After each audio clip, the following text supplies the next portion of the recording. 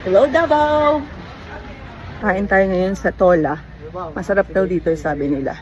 Yung feature siya sa Tatler Best Philippines. Tola.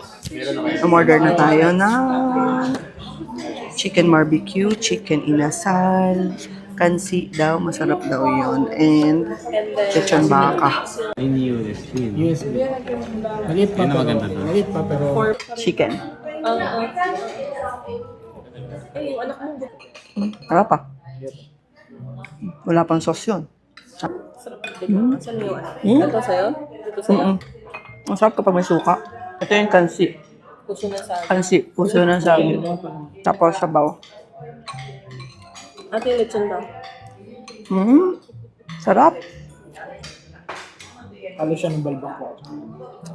Parang sinigang at saka balbakwa. Bistek.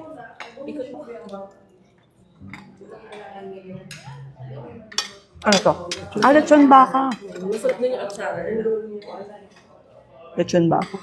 Lechon baka. Masarap. Sarap ng lechon baka. Tapos yung lechon baka ng... Ano nga yun? Yung lechon baka andox. Lechon baka ng andox, pero mas marami siyang laman. Ba't eh? Galing siya sa meeting. Ang sarap. Yung atsara. Gusto niya kanya na. Okay. Parang nabusog kami dito sa Tola, kaya maglalakad-lakad muna kami. Yan.